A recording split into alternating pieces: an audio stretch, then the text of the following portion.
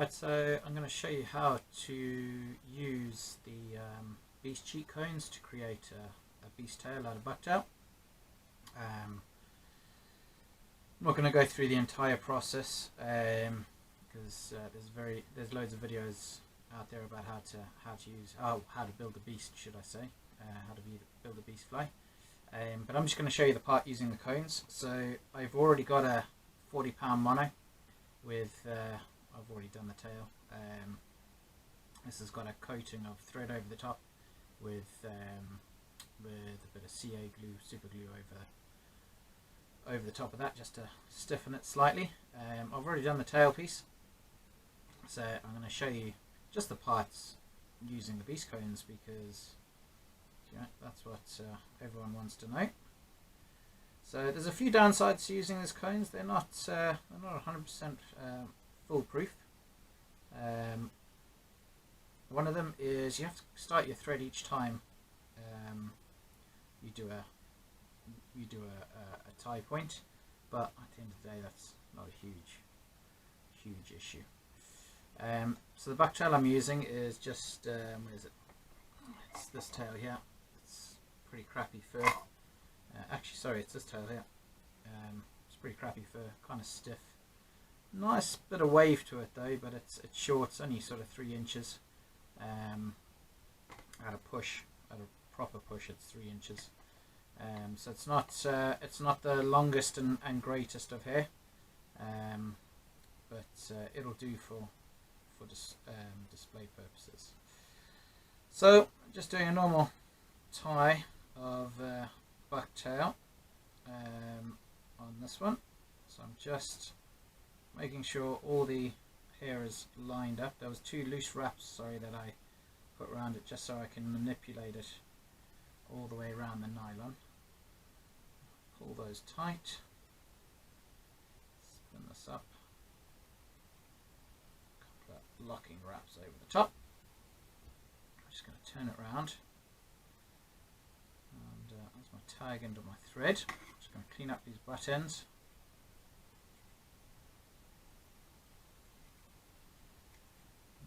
Clean up that tiger thread. I'm just going to add a little drop of super glue onto those butt ends. I'm just going to neaten it up with thread over the top. Now it's CA glue, so it dries really fast, but any excess, a little bit of toilet paper will take it off. I'm going to trim off that thread because it's set into that super glue. Right, so that's your first tie point, as you would a normal beast.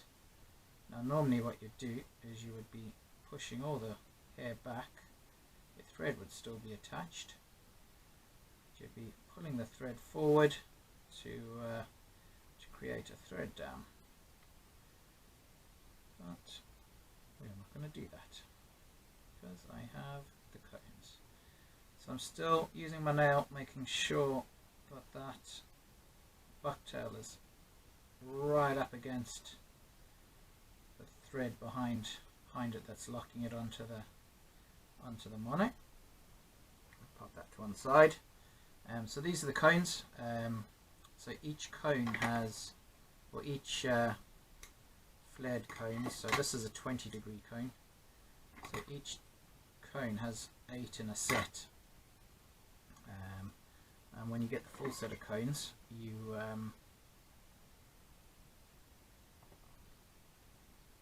get 6 different angled cones that will make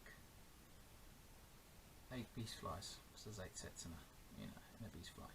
So now I've just popped it onto the bodkin there. There's a little center hole that you won't be able to see on the camera.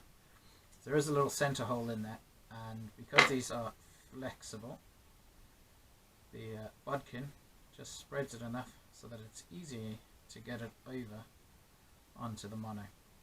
Okay, so that's nicely spread. Slide it up, and before you push it into position, just make sure all the hair is nicely around the mono and it's not tangled. Pull it back a touch. drop of glue, and that's it. Push it back into place and just do your normal stroking as you would with any other hollow tie. And it's back to the next one. So the next cone will be the 25-degree cone. So each cone has a slightly different flare, or will give it a slightly wider flare on the bucktail. Right.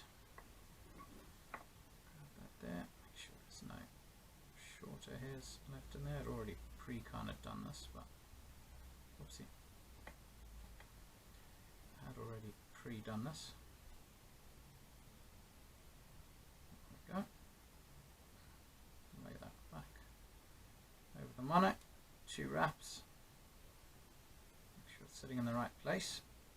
Let's just manipulate it all the way around, like I say, as you would normally. Just spin up this mono before I tighten down.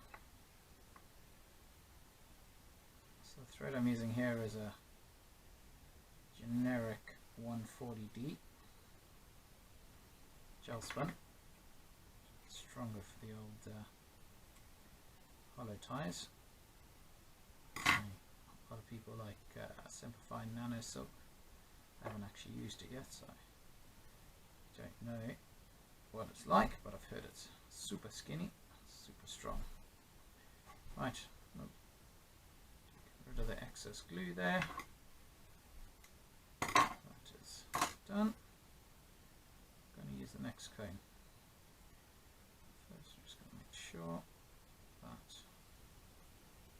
all the hairs nicely manipulated all the way around the shank, all the way around the mono.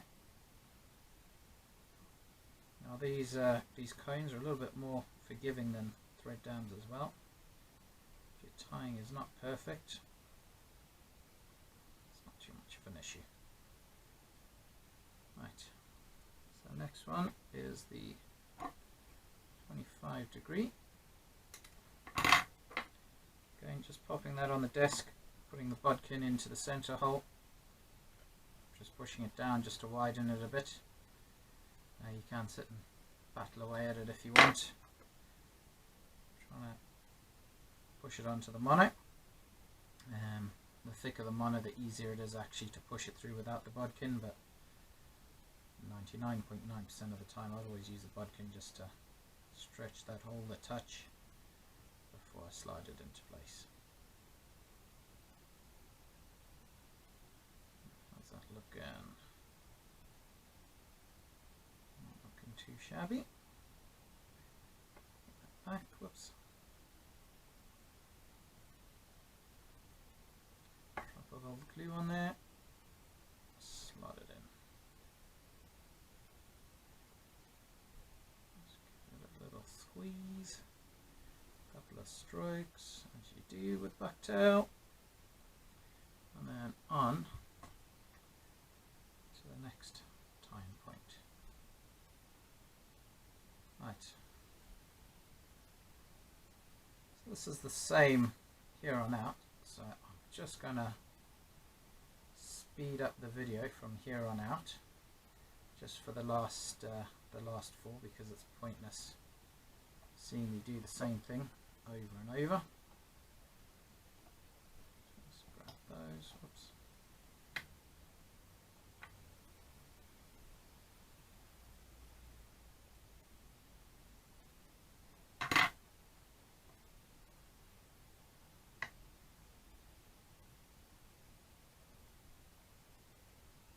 So I'll speed it up from here on out.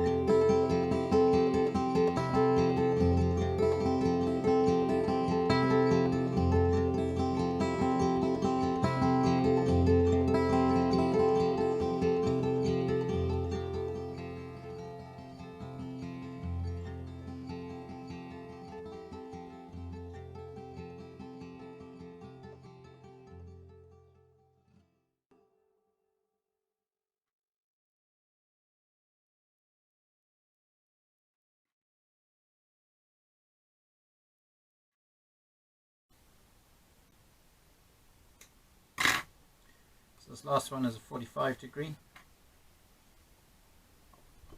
Okay, same as before.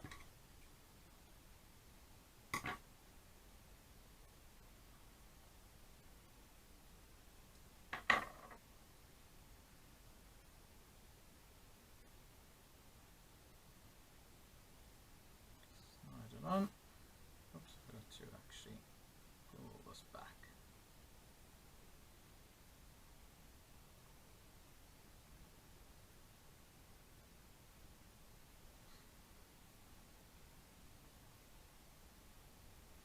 There we go.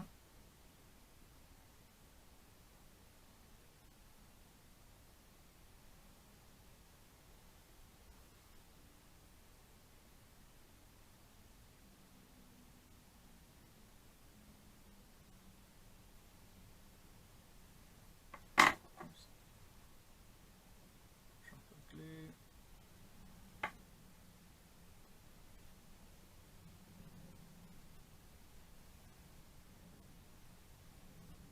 There we go. That's your tail.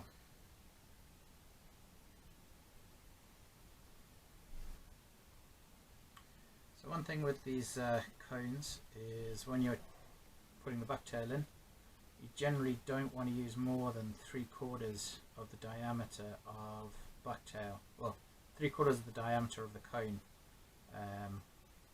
with bucktail, because if there's too much, it'll be very difficult to get it to flare back. But yeah, that's the tail right there. Obviously, it still needs a hook and a rinse and stuff, but yeah, 20 minutes from start to finish for 1, 2, 4, what's that, 7 tying points. Pretty good. Obviously, when you do it practice and not on camera, I can do a tail now in about 15 minutes, which is pretty good. Slightly stiffer mono helps as well, because this is like tying on spaghetti noodles.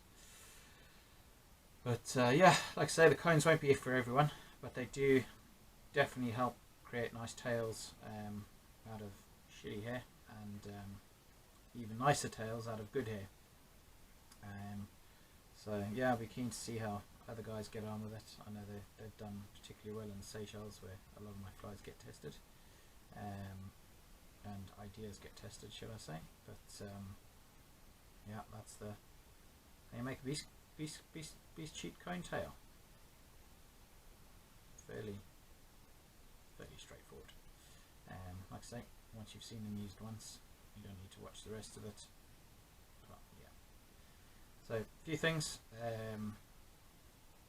Super glue is your friend in these, and obviously don't use too thick a bucktail. Obviously sparse is better. And yeah. Anyways, a bit long-winded, but thanks for watching.